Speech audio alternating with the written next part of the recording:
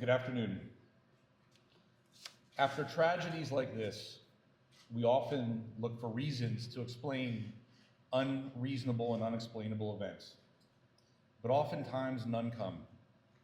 Yesterday, 3 families received the call that law enforcement families fear each and every single day. They may not always talk about it or acknowledge it, but that fear is always there and very, very real. The fear that their father or their mother, husband or wife, beloved partner will not be returning home. I pray for the families who are dealing with unfathomable loss, and our hearts remain with the 2 families who received a call about their loved ones being seriously injured, and we pray for their recovery. This law enforcement community needs us right now. These families need us. The police departments, York County and the Commonwealth needs everyone to respond with grace, with love, with support, and yes, prayer. Police officers do not ask for awards, accolades, or attention. But the truth is, every single day, they're standing up for their communities, for many people who they have never met before, and putting their lives on the line. Many of us have been in a position where there's been an emergency in our lives, and we've needed help. And we've had to call 911, and the police come. And they oftentimes can fix a situation. They can make you feel better. They can take care of you. And after that's over, they leave. And as a family, you may come together and say, thank God we got through that. We're okay. But those police officers move on to the very next call. And then they move on to the very next call.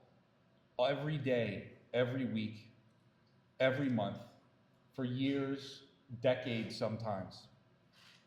And they don't have the luxury of taking a break and saying, you know what, we took care of that one, we took care of that family, we're fine. And this kind of detail in particular, when you're talking about a warrant, is some of the most absolute dangerous work our police officers do, because they never know exactly what they'll encounter.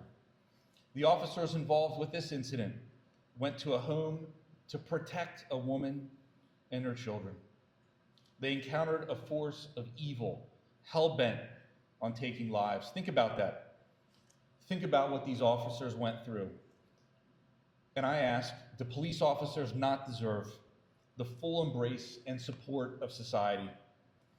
Being a police officer means kissing your spouse or partner and children goodbye every single morning or afternoon, depending on your shift, and heading off to a job where you have no idea what you're going to run into that day and what will be required of you. Our police officers today are so much more than law enforcement officials. They're social workers, mental health professionals, counselors, crisis interventionists, childcare workers. And they have the bright light of public opinion and judgment shining on them every single day. But yet they perform their duties without hesitation, true to their oath to protect and serve. Yesterday, 3 brave officers gave their lives to fulfill their duties. In the midst of that gunfire, their mission expanded from protecting a family to saving one another, and those actions saved lives. Without committed, qualified police officers, any and every community in our nation is susceptible to lawlessness and disorder. Families and children are vulnerable. Our older residents are vulnerable. Who's going to hold the line between a free society and lawlessness? Well, we all can play a role.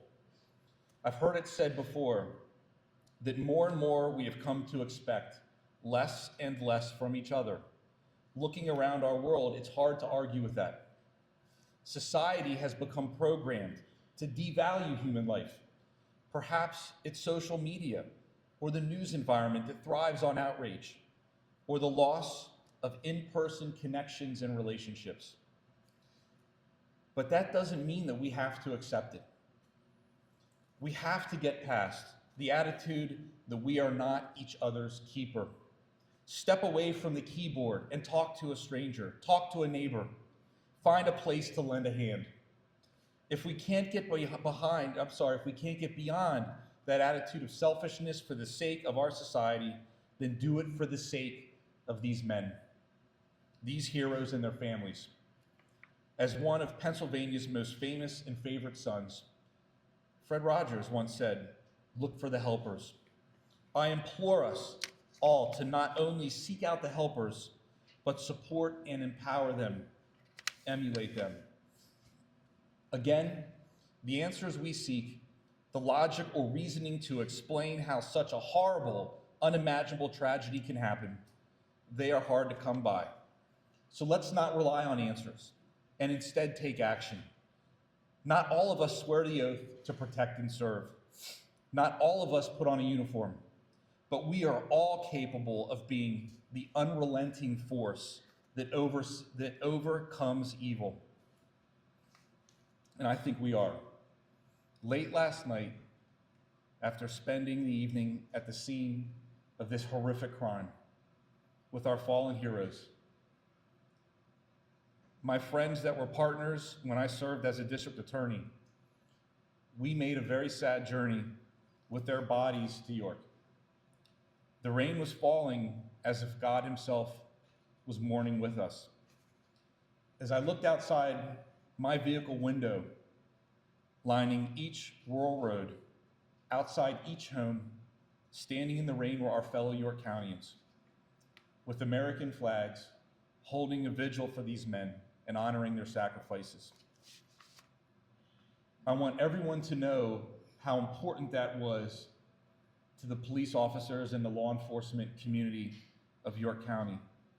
It was so important to each of us who knew these men and considered them friends. That is the humanity that we need in this moment and in our world. Thank you. May God bless and keep these men and their families, and may he protect the men and women in law enforcement every single day. Thank you.